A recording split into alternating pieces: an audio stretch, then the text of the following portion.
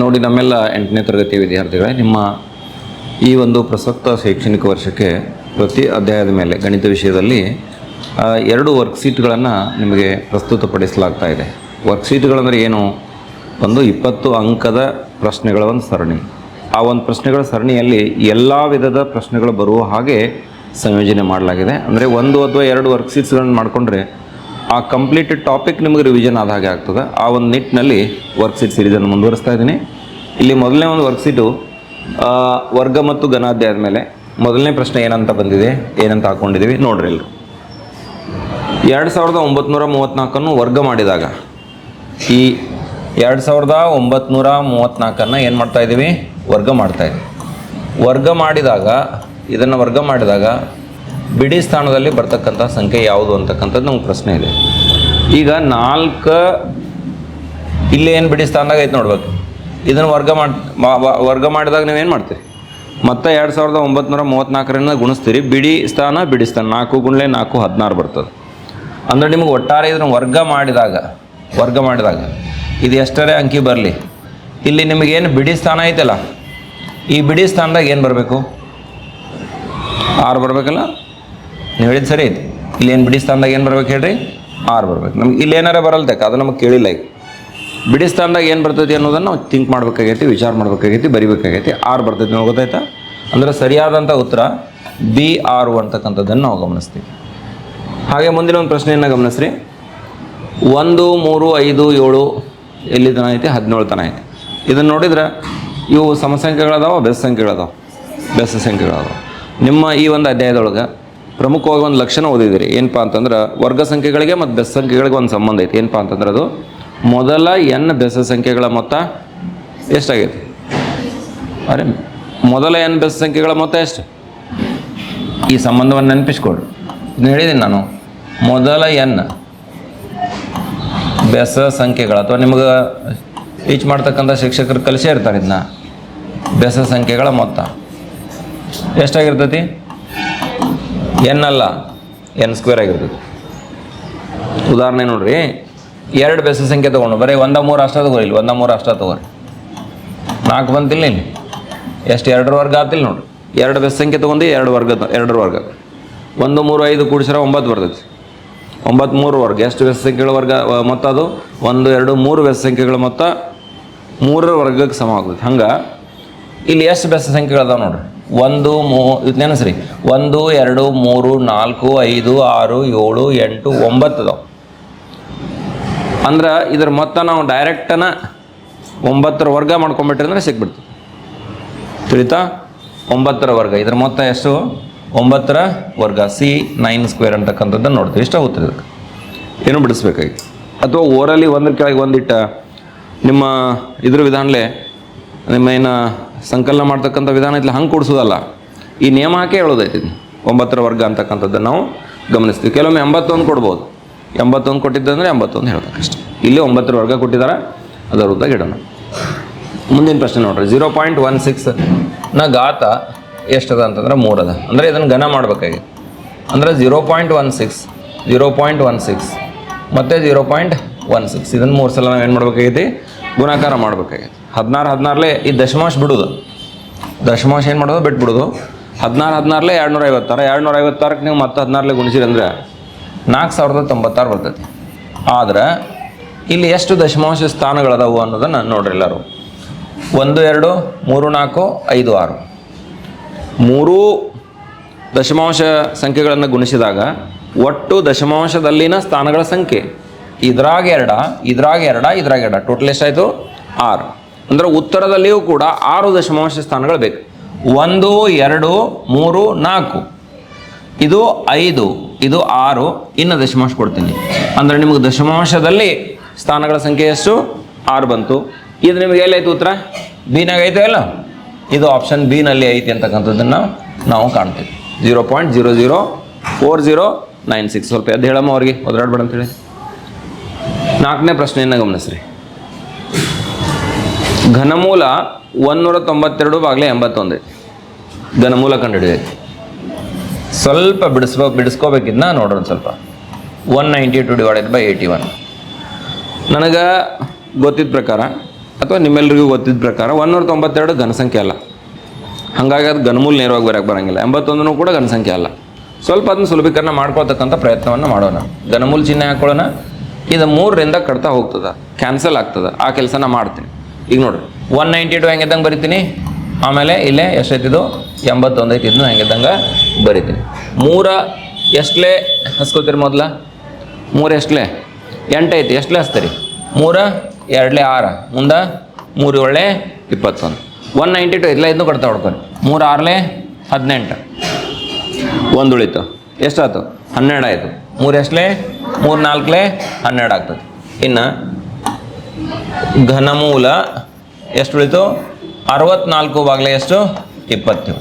ಇನ್ನು ಘನಮೂಲವನ್ನು ಅಂಶ ಮತ್ತು ಛೇದಕ ಭಿನ್ನ ರಾಶಿಗಳ ಘನಮೂಲ ಕಂಡುಹಿಡಿದು ಹೇಳೈತೆ ನೋಡ್ರಿ.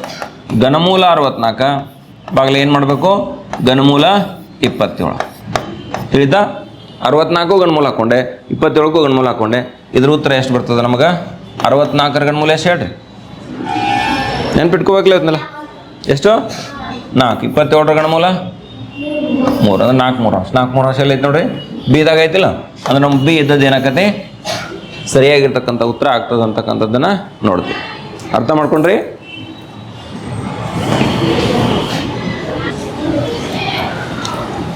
ಮುಂದಿನ ಒಂದು ಪ್ರಶ್ನೆಗೆ ಸಾಗೋಣ ನೋಡ್ರಿ. ಮುಂದಿನ ಒಂದು ಪ್ರಶ್ನೆ ಏನಿದೆ ಅಂತ ನೋಡ್ರಿ.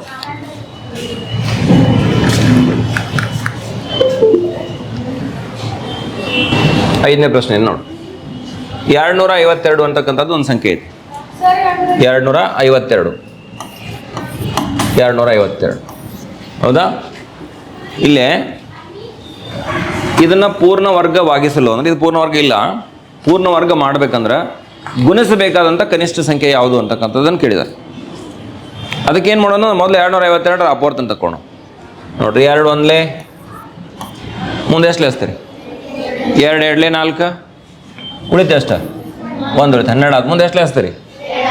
ರೆಸ್ಪಾಂಡ್ ಮಾಡೋದಿಟ 2 6 12. ಮತ್ತೆ ಎಷ್ಟು ಲೆಸ್ತೀರಿ? 2 2 ಭಾವ ಹೋಗತ್ತಿಲ್ಲ. 2 ಎಷ್ಟಲೇ 2 6 2 3 2 ಎಷ್ಟಲೇ 2 3 2 1 ತಪ್ಪ ನೋಡ್ರಿ. ಸಾರಿ ತಪ್ಪಲ್ಲ. ಅದೆಲ್ಲ 2 1 ಹೋಗತ್ತೆ. ನಾನು ತಪ್ಪಿದ್ದು ನೋಡು, ನೀವು ಹೇಳಲಿಲ್ಲ. ಹಾಂ ಈಗ ಹೆಂಗೆ 2 ಹೋಗತ್ತದು? ಬಿಡಿ ಸ್ಥಾನದಾಗ 3 ಇರುವಾಗ 2ರಿಂದ ಹೋಗಂಗಿಲ್ಲ. 3 2 3 1 3 ಎಷ್ಟಲೇ 3 7 ಆಮೇಲೆ 7 1 7 1 7 ಹೌದಾ? ಗಮನಿಸಬೇಕು. 252 ಅಪವರ್ತನದಾಗ ಹಾಕಿ ಬರೋದ್ರೆ 2 ಗುಂಡ್ಲೆ 2 3 ಗುಂಡ್ಲೆ 3 ಮುಂದೆ ಎಷ್ಟೈತಿ? 7 ಹೌದಾ?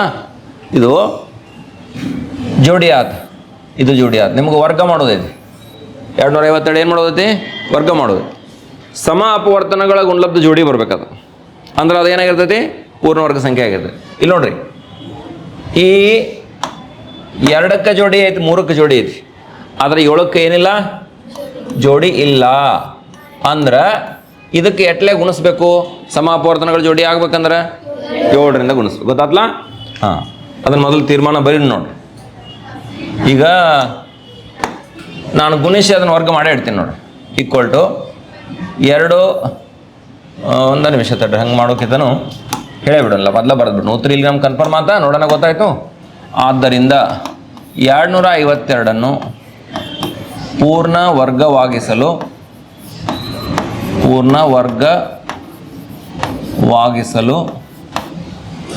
ಗುಣಿಸಬೇಕಾದ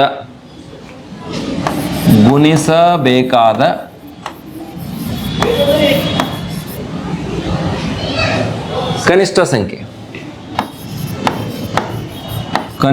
ಸಂಖ್ಯೆ ನಾವು ಎಷ್ಟರಿಂದ ಗುಣಿಸ್ಬೇಕು ಅನ್ನೋದು ನಾವು ತಿಳ್ಕೊಂಡ್ವಿ. 7ರಿಂದ ಗುಣಿಸ್ಬೇಕು ಅನ್ನೋದು ತಿಳ್ಕೊಂಡ್ವಿ. 7 2 ಕಡೆ ಗುಣಿಸೋಣ. 252 ಗುಂಡ್ಲೆ 7 ಈಕ್ವಲ್ ಟು 2 ಗುಂಡ್ಲೆ 2 3 ಗುಂಡ್ಲೆ 3 ಮುಂದೆ ಎಷ್ಟೈತಿ? 7 ಗುಂಡ್ಲೆ 7. ಇಲ್ಲಿ ತನಕ ಇತ್ತು, 7 ಎಕ್ಸ್ಟ್ರಾ ಗುಣಾಕಾರ ಮಾಡಿದ್ವಿ. ಈಗ 7 2 14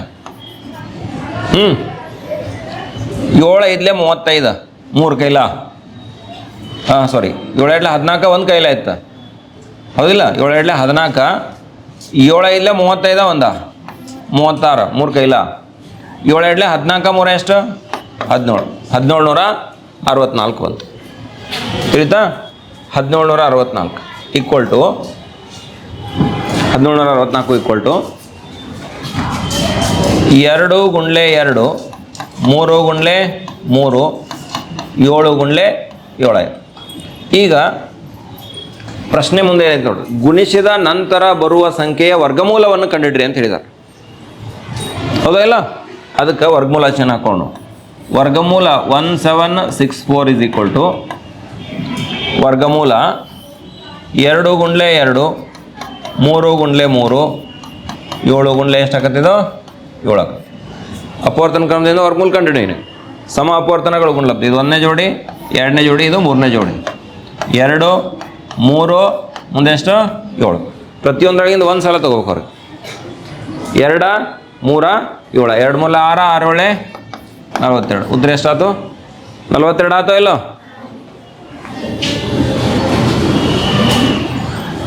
ನೋಡ್ರಿ ಮುಂದಿನ ಪ್ರಶ್ನೆ ಅವಿಭಾಜ್ಯ ಅಪವರ್ತನ ವಿಧಾನದಿಂದ 8100 ಐತಲ್ಲ 8100 ಇದ್ರದ್ದು ಏನು ಮಾಡ್ಬೇಕಾಗೈತಿ ವರ್ಗಮೂಲ ಕಂಡುಹಿಡಿಬೇಕಾಗೈತಿ ನೋಡ್ರಿ 2 ಭಾಗ ಹೋಗತ್ತಿಲ್ಲ 2 ಎಷ್ಟಲೇ ಹಚ್ಚನು 2 4 ಮುಂದೆ 1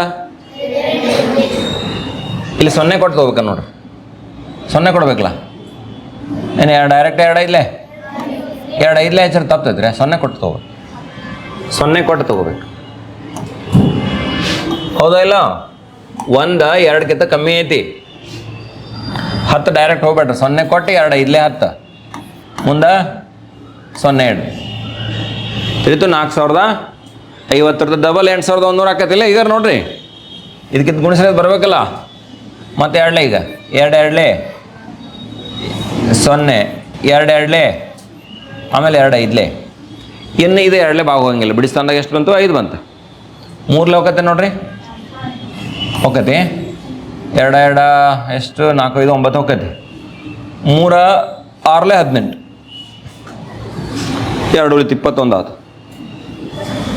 22 ಆಯ್ತು 3 ಒಳ್ಳೆ 21 1 ಉಳಿತು 15 ಆಯ್ತು 3 ಇಲ್ಲೇ 15 ಮತ್ತೆ 3 ಹೋಗತ್ತೆ ನೋಡ್ರಿ 3 2 6 3 ಇಲ್ಲೇ 15 ಈಗ ಎಟ್ಲೆ ಹೋಗತ್ತೆ 5 ಹೋಗತ್ತೆ 5 4 20 5 5 25 5 9 ಮತ್ತು 3 ಹೋಗತ್ತೆ ನೋಡ್ರಿ 3 3 3 ಮೊದಲ 3 ಹಚ್ಬೇಕಾಗಿತ್ತು ನಾವು ಇರಲಿ ಬರೀತನ ಬರ್ಕೊಳ್ಳೋಣ ಸರಿಯಾಗಿ 8100 ಐತಿ 2 ಎಷ್ಟು ಸಲ 2 ಸಲ 2 ಗುಂಡ್ಲೆ 2 ಬರೋಣ 3 ಎಷ್ಟು ಸಲ ಗುಣಾಕಾರ ಆಗೈತೆ ನೋಡ್ರಿ 4 ಸಲ ಗುಣಾಕಾರ ಆಗೈತೆ 3 ಗುಂಡ್ಲೆ 3 ಗುಂಡ್ಲೆ 3 ಗುಂಡ್ಲೆ 3 3 4 ಸಲ ಆತ ನೆಕ್ಸ್ಟ್ 5 ಎಷ್ಟು ಸಲ 2 ಸಲ ಅಂದ್ರೆ 5 ಗುಂಡ್ಲೆ 5 ನಮಗೇನು ಮಾಡ್ಬೇಕಾಗಿತ್ತು ವರ್ಗಮೂಲ ಕಂಡುಹಿಡಬೇಕಾಗಿತ್ತು ಅದಕ್ಕೆ 2 ಕಡೆ ವರ್ಗಮೂಲ ಚಿಹ್ನೆ ಹಾಕೋಣ ವರ್ಗಮೂಲ 8100 ಈಕ್ವಲ್ ಟು ಇಲ್ಲಿಯೂ ಕೂಡ ವರ್ಗಮೂಲ ಚಿಹ್ನೆ ಹಾಕೋಣ ಇಲ್ಲಿ ಒಳಗೆ ಏನದಾವಲ್ಲ ಅಪವರ್ತನಗಳು ಎಲ್ಲ ಬರೆದು 2 ಗುಂಡ್ಲೆ 2 3 ಗುಂಡ್ಲೆ 3 3 ಗುಂಡ್ಲೆ 3 ಆಮೇಲೆ ಏನ 5 ಗುಂಡ್ಲೆ 5 ತಿಳಿತಾ 1 ಜೋಡಿ 2 ಜೋಡಿ 3 ಜೋಡಿ 4 ಜೋಡಿ ಸಮ ಅಪವರ್ತನಗಳ ಜೋಡಿ ಗುಣಲಬ್ಧದ ಜೋಡಿ ಮಾಡ್ಕೊಂಡಿದ್ದೀವಿ ಅದ್ರಾಗಿಂದ ಒಂದು ತಗೊಳ್ಳೋದು 1 ಅಂದ್ರೆ 1 ಸಂಖ್ಯೆ ಅಲ್ಲ 1 ಅಪವರ್ತನ ಹೊರಗೆ ತಗೊಳ್ಳೋದು ಎಷ್ಟಿದ್ದು ಬೆಲೆ 2 ನೆಕ್ಸ್ಟ್ ಎಷ್ಟು ಬರಲಿ 3 ಗುಂಡ್ಲೆ ಎಷ್ಟು ಬರಲಿ 3 ಗುಂಡ್ಲೆ ಎಷ್ಟು ಬರಿಬೇಕು 5 ಅಷ್ಟು ಗುಣಸ್ರಿ ಮನಸ್ಸಿನಾಗ ಎಷ್ಟು ಬರ್ತೈತಿ ಹೇಳ್ರಿ ಎಷ್ಟು ಬರ್ತೈತಿ ಹಾಂ ಎಷ್ಟು ಬಂತು ನಾ ಮಾಡಿದೆ ನೀವು ಹೇಳ್ಬೇಕು ಅದನ್ನು ಕೈಲೇ ಬರೆದು ಮಾಡಿ ಹೇಳವ್ರ ಮಗ್ಗಿ ಬರೋದಿಲ್ಲ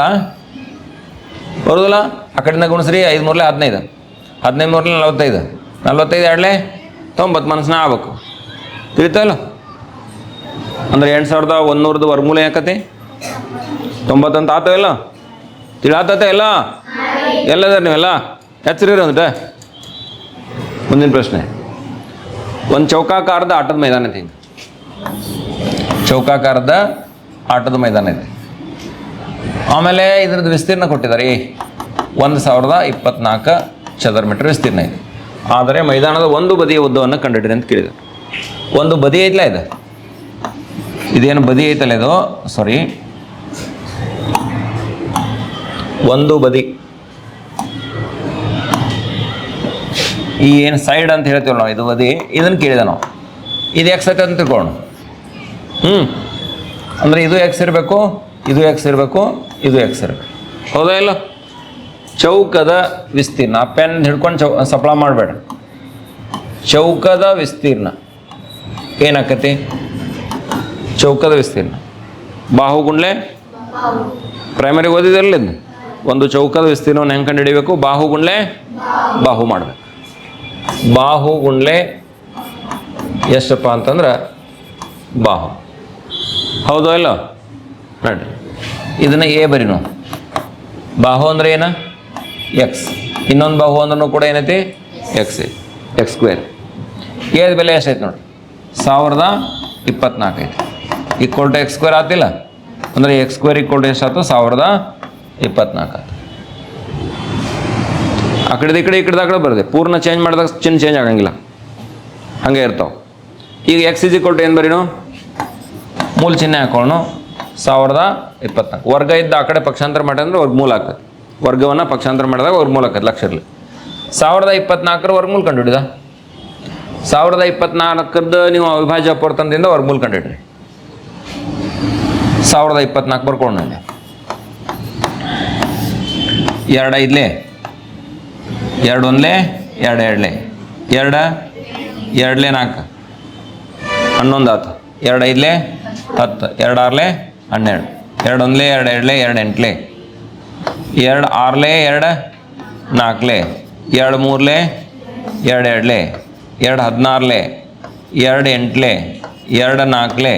8 2 4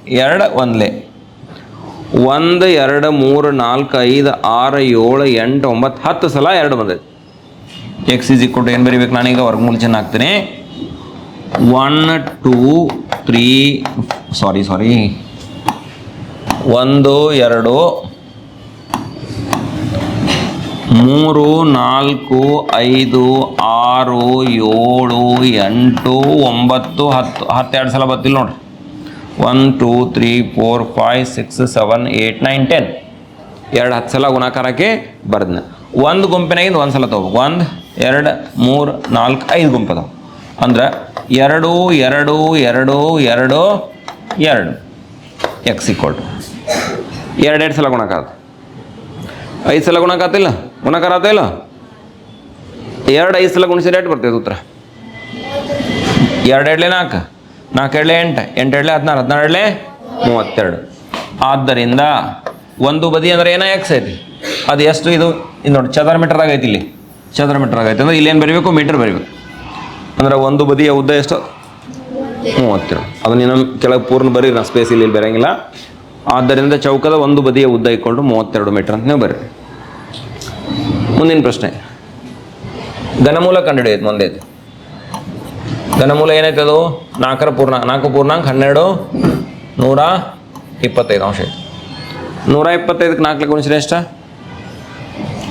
ಮಿಶ್ರ ಭಿನ್ನರಾಶಿ ಐತಿ, ಕನ್ವರ್ಟ್ ಮಾಡ್ಕೊರಿ. ಅರೇ ಲೆಕ್ಕ ಪೆನ್ನ ತೊಗೊಂಡು ಹಿಡ್ಕೊಂಡು ಹೊಂಡೋದಲ್ಲ, ಮೆಂಟಲಿ ಮಾಡೋದೈತಿ. 125 ಐತಿ. ಇಂಥವು 4 ಬಾಯಿ ಲೆಕ್ಕ 125 4 ಮಂದಿಗೆ ಹಂಚ್ಬೇಕಾಗೈತೆ ತಿಳ್ಕೊರಿ. ರೊಕ್ಕ ಎಟ್ಟ ಕೇಳ್ರೆ ಹೆಂಗೆ ಹೇಳೋ ಇಟ್ಟ ಮನಸ್ಸಿನಾಗ ಮಾಡೋದಿಲ್ಲ. 125 into 4 ಎಷ್ಟು ಬರ್ತದೆ? ಯಾರು ಹೇಳ್ತೀರಿ? ಮೆಂಟಲಿ ಮಾಡಿ, ಮನಸ್ಸಿನಾಗ ಮಾಡಿ ಹೇಳೋದು. ಅಂದ್ರೆ ನಿಮಗೆ ಪ್ರೈಮರಿಗೆ ಏನು ಗುಣಾಕಾರ ಕೂಡಿಸೋದ ಕಳೆದು ಕನಸ ಇಲ್ಲ. 125 4 ಸಲ ಮಾಡ್ರೆ ಎಷ್ಟು ಬರ್ತೈತೆ ಅಂತ ಹೇಳೋರಲ್ಲ. ಎಷ್ಟು ಶೂರ್ ಅದೇ ಹಿಂಗೆ ಬರೋದು ಹಾಕಿ ಮಾಡೋರ. ಹೋಗ್ಲೇ ಬಾಯಿ ಲೆಕ್ಕ ಮಾಡೋಣ. 25 ಮ್ಯಾಲಿಂದ ಬಿಡ್ರಿ. 104 ಎಟ್ಟ? 12 ಹೆಂಗೆ ಯವ? 104 ಎಟ್ಟ? 104 ಎಟ್ರೆ 400 ಮತ್ತು 25 4 ಅದು 100. 500 ಆತಿಲ್ಲ ಎಲ್ಲ ಸೇರಿ. 500 12 ಕೂಡಿಸ್ರಿ. 512 ಆಯ್ತು ನೋಡ್ರಿ. 125 ನಾಲ್ಕಲೆ 500 ಪ್ಲಸ್ 12 512 ಬಾಗಿಲೆ ಎಷ್ಟು ಬರೀಬೇಕು? 125 ಬರೀಬೇಕು. ಈಗ ಘನಮೂಲ ಐತಲ್ಲ ಇದನ್ನು ಒಡ್ಡಿರ ಅಂಶಾಚೇದಕ್ಕೆ. ಘನಮೂಲ 512 ಬಾಗಿಲೆ ಘನಮೂಲ 125. ಹೇಳ್ರಿ ಈಗ ಉತ್ತರ. ವರ್ಗ ವರ್ಗಮೂಲ ಘನಮೂಲ ಕಲ್ತೀರಿ. 512 ಘನಮೂಲ ಎಷ್ಟು? 125 ಇದ್ರೆ ಹೇಳ್ರಿ. 5 ಮತ್ತು ಅದ್ಯಾಕೆ ಬರೋತ್ತ?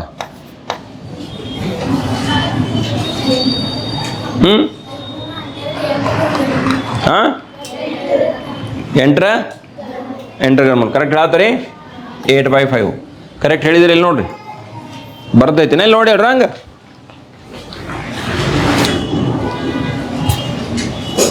ಮುಂದಿನ ಪ್ರಶ್ನೆ ನೋಡ್ರಿ. ಇದು ಬಿಡಿಸೆ ಮಾಡೋದೈತಿ. ಘನಮೂಲ 3 - 17 27 ಅಂಶ ಐತಿ. ಘನಮೂಲ ಚಿಹ್ನೆ ಹಾಕೋನು ಈಗ ಗುಣಸೋನು. ಇದಕ್ಕೆ 27 3 81. 81 17 ಕಳೀರಿ ಎದರೆ ಬರ್ತೈತೆ ನೋಡೋಣ. 81 17 ಕಳೆದು ಹೇಳ್ರಿ ಪಟ್ನ, ಲೇಟ್ ಮಾಡಬೇಡ್ರಿ.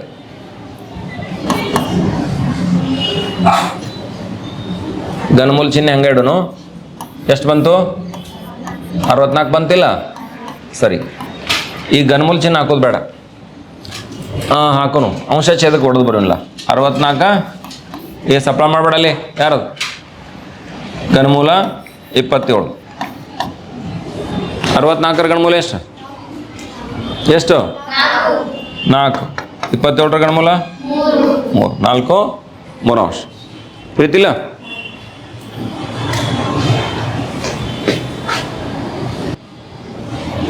ಮುಂದಿನ ಪ್ರಶ್ನೆ ನೋಡಿ. 128 ಐತಿ. ಇದು ಪೂರ್ಣ ಘನವಾಗಿದೆಯೇ ಕೇಳಿದಾರೆ. ಅದು ಆಗೈತೆ ಎಲ್ಲ ನೋಡ್ಬೇಕಂದ್ರೆ ನಾವು ಅದನ್ನ ಅಪೂರ್ಣ ತೆಗಿಬೇಕು. 128 2ರಿಂದ ಹಚ್ಚನು 2 ಎಷ್ಟಲೆ? 2 6 2 4 ಮತ್ತು 2 3 2 2 ಈಸಿ ಐತೆ ಭಾಳ. ಡೈರೆಕ್ಟ್ 2 16 2 8 2 4 2 2 2 1 128 = 2 2 2 1 2 3 4 5 6 7 1 2 3 4 5 6 7 ಏಳು ಸಲ ಆಯ್ತಿಲ್ಲ. ನಿಮಗೆ ಪೂರ್ಣ ಘನ ಆಗಿತ್ತು ಅಂತಂದ್ರೆ ಸಮ ಅಪವರ್ತನಗಳು 3 ಜೋಡಿ ಬರಬೇಕಿಲ್ಲ. ಪೂರ್ಣ ಘನವಾಗಿದೆಯೇ 3 ಜೋಡಿ ಬಂದಿಲ್ಲ, 2ಕ್ಕೆ ಒಂದೇ ಉಳಿದೈತೆ. ಅಂದ್ರೆ ಇದರ ಅರ್ಥ ಈಗ ಇಷ್ಟ ಹೇಳೋನು ಡೈರೆಕ್ಟ್ 128 ಇದು ಪೂರ್ಣ ಘನವಾಗಿಲ್ಲ.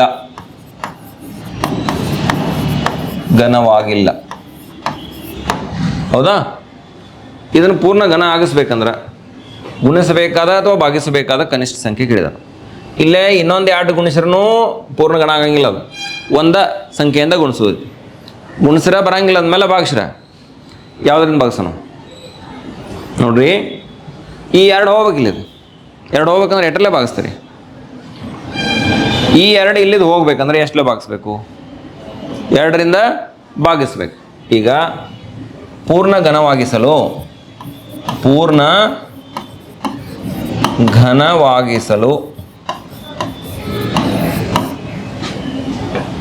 2ರಿಂದ ಭಾಗಿಸಿ.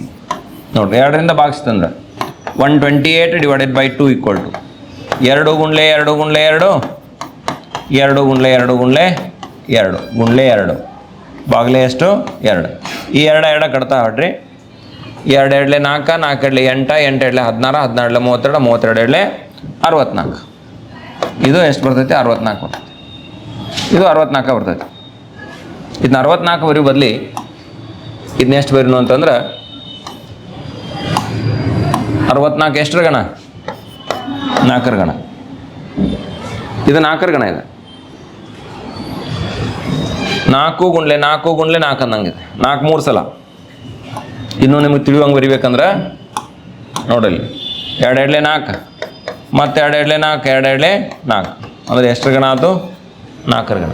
ಘನವಾಗಿಸಿದ್ವಲ್ಲ ಅದು ಇಷ್ಟ ಮಾಡೋದೈತಿ ಲೆಕ್ಕ. ನೋಡಿರಿ, ಕೆಳಗಿನ ಸಂಖ್ಯೆಗಳ ಘನ ಮಾಡಿ ಅಂತ ಐತಿ. ಕೆಳಗಿನ ಸಂಖ್ಯೆಗಳ ಘನ ಮಾಡಿ 0.6 ಐತಿ. ಇದನ್ನೇನು ಮಾಡೋದೈತೆ ಅಂದ್ರೆ ಘನ ಮಾಡೋದೈತೆ. 0.6 3 ಸಲ ಗುಣಿಸ್ಬೇಕಿತ್ತು. ಒಂದು ಸಂಖ್ಯೆಯ ಘನ ಮಾಡೋದಂದ್ರೆ ಏನು, ಅದನ್ನು 3 ಬಾರಿ ಪುನರಾವರ್ತಿಸಿ ಗುಣಿಸ್ಬೇಕು. ದಶಮಾಂಶ ಬಿಡ್ರಿ, 6 36, 36 ಎಷ್ಟು? ಏನು ಟೇಬಲ್ಸು ನೆನ್ಪಿಟ್ಟಿಲ್ಲ ಅಂದ್ರೆ ಹೆಂಗೆ? ಅಷ್ಟು ಮುಂದಿನ ಹೇಳೋಕ್ಕಾಗಿಲ್ಲ. 36 ಮನಸ್ಸಿನಾಗ ಗುಣಾಕಾರ ಮಾಡ್ರಿ. ಇಲ್ಲಿ ನೋಡ್ರಿ, 36 36 ಗುಂಡ್ಲೆ 6 ನೋಡ್ರಿ, 6 36, 3 ಕೈಲಿ 6 3 18 3 ಎಷ್ಟು? 21, 216. ಅಟ್ಲೀಸ್ಟ್ ನೀವು 6 ಘನ ನೆನ್ಪಿಟ್ರೆ ಹೇಳೋಕ್ಕಾಗ್ತೈತೆ. ಅದು ಪಟ್ನ ಹಾಕ್ರೆ ಹೇಳಾಕತ್ತೇ ಇಲ್ಲ. ಎಷ್ಟು ಲೇಜಿನೆಸ್ ಒಳ್ಳೇದಲ್ಲ. 216 ಬರೀ ನೋಡಿ. ದಶಮಾಂಶ ಸ್ಥಾನಗಳು ಎಷ್ಟು ಅದಾವ ನೋಡ್ರಿ, ಇದ್ರಾಗ ಒಂದು 3 ಅದಾವೆ ಅಂದ್ರೆ ಎಷ್ಟು ಬರೀಬೇಕು? 0.216 ಆಗ್ತದೆ. 0.6 ಇದು. ಇನ್ನು ಎರಡನೇದು -2 ಮೂರಾಂಶನ ಘಾತ ಎಷ್ಟೈತೆ ಅಂದ್ರೆ 3 ಐತೆ. ಇದು -2 ಘಾತ 3 ಮಾಡಿರಿ. ಆಮೇಲೆ 3ರ ಘಾತ 3 ಮಾಡಿ. -2 3 ಸಲ ಗುಣಿಸಿದ್ರೆ ಇಲ್ಲಿ ನೋಡ್ರಿ, -2 3 ಸಲ ಗುಣಾಕಾರ ಮಾಡ್ಬೇಕಿಲ್ಲಿ. -2 -2 -2 ಬ್ರಾಕೆಟ್ ಹಾಕಿರ ಆಗಬೇಕು. Divided by 3 × 3 × 3. ಛೇದದಾಗಿಂದ ಏನಿಲ್ಲ, ಕನ್ಫ್ಯೂಷನ್ ಇಲ್ಲಿ 27 ಬರಿತೀರಿ ನೇರವಾಗಿ. 3 ಘನ 27 ನೇರವಾಗಿ ಬರಿಬೋದು. ಇಲ್ಲಿ ನೋಡ್ರಿ, -× -+, +× -, 2 3 ಸಲ ಅಂದರೆ 2ರ ಘನ 8 -8/27. ತಿಳಿತಾ ಎಷ್ಟು? ಮುಂದಿನ ಪ್ರಶ್ನೆ 10 11 ಅಂಶ ಐತಿ. 10/11 ಇದನ್ನು ಘನ ಮಾಡೋದೈತಿ. ಘಾತ 3 ಬರೇನು. 10ರ ಘಾತ 3 ಬಾಗ್ಲೆ 11ರ ಘಾತ 3. 10ನ್ನು 3 ಸಲ ಗುಣಿಸ್ಬೇಕು. 10 × 10 × 10. 11 3 ಸಲ ಗುಣಿಸಿದ್ರೆ 11 × 11 × 11. ಇದು 1000 ಬರ್ತದೆ ಅಂಶದ. ಛೇದದಾಗ 1331 ಬರ್ತದೆ. ತಿಳಿತಿಷ್ಟ ಎಲ್ಲರಿಗೂ? ಮುಂದಿನ ಪ್ರಶ್ನೆ ನೋಡ್ರಿ, ಕೊನೆಯ ಪ್ರಶ್ನೆ ಈ ಒಂದು ವರ್ಕ್ಶೀಟ್ನಲ್ಲಿದ್ದು. ಅಂದಾಜು ವಿಧಾನ ಅಂತ ಬರ್ತದೆ. ಸ್ವಲ್ಪ ಇದು ಹೊಸದದ, ಪುಸ್ತಕದೊಳಗೂ ಭಾಳ ಡೀಟೇಲ್ಸ್ ಸ್ಟೆಪ್ಸ್ ಕೊಟ್ಟಿಲ್ಲ. ಇಲ್ಲೊಂದು ವಿಧಾನ ಹೇಳ್ತೀನಿ, ಈ ಪ್ರಕಾರ ರೂಢಿ ಮಾಡ್ಕೊರಿ ಇಷ್ಟ. ಈಗ ಏನು ಮಾಡೋದಂದ್ರೆ ಮೊದಲು ಆ ಸಂಖ್ಯೆ ಬರ್ಕೊಳ್ಳೋಣ. 17516. ಬಲಗಡೆಯಿಂದ ಪ್ರಾರಂಭಿಸಿ 3 ಅಂಕಿಯ ಗುಂಪು ಮಾಡಿ. ಬಲಗಡೆಯಿಂದ ಪ್ರಾರಂಭ ಮಾಡ್ತೀನಿ ನಾನು. 1 2 3 ಅಂದರೆ ಇಲ್ಲಿ ಪಾರ್ಟಿಷನ್ ಮಾಡ್ಕೋತೀನಿ. ಹೌದಾ? ಇದಕ್ಕೆ ಗುಂಪು 1 ನಾನು. ಇದು ಗುಂಪು 1 ಅಂತ ಬರೀರ. ಇದ್ರ ಕೆಳಗೆ ಏನು ಮಾಡೋದು ಅಂದ್ರೆ ಗುಂಪು 2 ಅಂತ ಬರೀತು. ಹಾಂ, ಗುಂಪು 1ರ ಸಂಖ್ಯೆ ಇದು ಇಕ್ವಲ್ ಎಷ್ಟೈತೆ? 614. ನೋಡ್ರಿ, ಗುಂಪು 1ರ ಇದನ್ನು ಸಂಖ್ಯೆ ಅನ್ನೋಕ್ಕಿಂತನೂ ಗುಂಪು 1ರ ಬಿಡಿ ಸಂಖ್ಯೆ ಇಷ್ಟ ತಗೊಂಡ್ಬಿಡ್ರಿ. ಗುಂಪು 1ರ ಇದು ನಿಂಗೆ ತೊಗೊಳಲ್ಲ. ಗುಂಪು 1ರ ಬಿಡಿ ಸಂಖ್ಯೆ ಇಲ್ಲಿ ಬರಿಬೇಕು. ಬಿಡಿ ಅಂತ, ಬಿಡಿ ಸ್ಥಾನದ ಸಂಖ್ಯೆ ಎಷ್ಟೈತಿ? 6. ಆದ್ದರಿಂದ 17516ರ ಘನಮೂಲದ ಬಿಡಿ ಸ್ಥಾನದ ಸಂಖ್ಯೆ. ಬಿಡಿ ಸ್ಥಾನದ ಸಂಖ್ಯೆ ನಿಮಗೆ ಥಿಯರಿ ಹೇಳುವಾಗ ಹೇಳಿದ್ದೀನಿ, ನೆನ್ಪಿಟ್ಟಿರಿಲ್ಲ ನೋಡ್ರಿ. ಯಾವ್ಯಾವ ಸಂಖ್ಯೆ 0ದಿಂದ 9 ತನಕ ಅಂಕಿ ಬಿಡಿ ಸ್ಥಾನದಾಗಿದ್ದರೆ ಘನಮೂಲದಾಗ ಏನು ಬರ್ತಾವ ಅನ್ನೋದನ್ನ ಹೇಳಿದ್ವಿ. ನಿಮ್ಗೆ 8 ಇದ್ದಾಗ 2 ಬರ್ತೈತಿ, 7 ಇದ್ದಾಗ 3 ಬರ್ತೈತಿ. ಇವು ಬಿಟ್ರೆ ಇನ್ನು 2 ಇದ್ದಾಗ 8 ಬರ್ತೈತಿ, 3 ಇದ್ದಾಗ 7 ಬರ್ತೈತಿ. ಇವು ಬಿಟ್ರೆ ಯಾವುದೋ ಬೇರೆ ಇದ್ರೂ ಕೂಡ ಇದ್ರ ಹಿಂದೆ ಯಾವ್ದು ಬರ್ತೈತಿ? ಇದು ನೀವು ನಿಮ್ಗೆ ಏನಿಲ್ಲ, ಎಲ್ಲಿಂದ ಎಲ್ಲಿ ತನಕ ಹೇಳ? 0ದಿಂದ 9 ತನಕ ಬಿಡಿ ಸ್ಥಾನದಾಗ 8 7 ಮತ್ತು 2 3 ಇದ್ದಾಗಟ್ಟ ಬದಲಾಕೈತಿ. ಇಟ್ಟು ಬಿಟ್ಟರೆ ಯಾವಾಗೂ ಬದಲಾಗೋದಿಲ್ಲ. 8 7 2 3 ಇಲ್ಲಿ ನೋಡಿ, 8 ಇಲ್ಲ, 7 ಇಲ್ಲ, 2 ಇಲ್ಲ, 3 ಇಲ್ಲ. 8 7 2 3 ಬಿಡೋದು. 8 ಇದ್ದಾಗ ಏನಾಕತಿ? 2 ಆಕತಿ. 7 ಇದ್ದಾಗ 3 ಆಕತಿ. 3 ಇದ್ದಾಗ 7 ಆಕತಿ. 8 ಇದ್ದಾಗ 2 ಆಕತಿ. ಹೌದಾ? ಉದಾಹರಣೆ ನೋಡಲ್ಲ. 8ರ ಘನಮೂಲ ಎಷ್ಟು?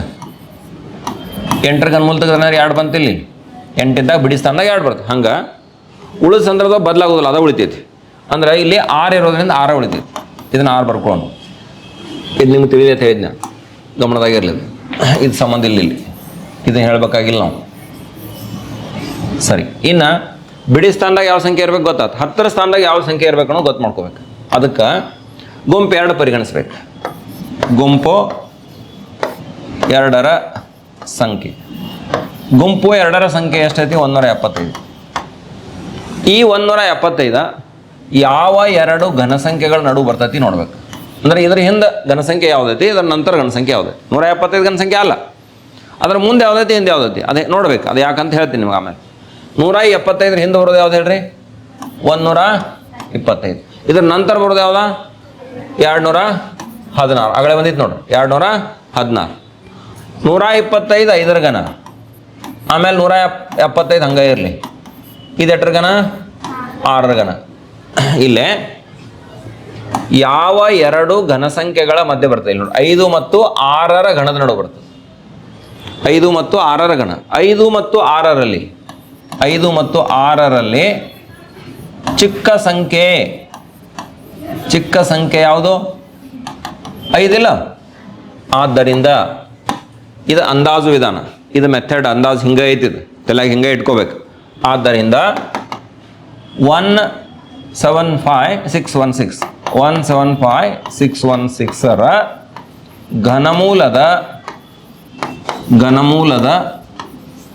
ಬಿಡಿ ಸ್ಥಾನ ಗೊತ್ತಾಗೈತಿ. ಈಗ ಯಾವ್ದು ಬೇಕು ನಿಮಗೆ? 10ರ ಸ್ಥಾನ, ಘನಮೂಲದ 10ರ ಸ್ಥಾನದ ಸಂಖ್ಯೆ. 10ರ ಸ್ಥಾನದೊಳಗೆ ಏನೈತಿ? 5 ಅಂತಕ್ಕಂಥದ್ದು ನಮ್ಗೆ ಕಂಡುಬರುತ್ತೆ.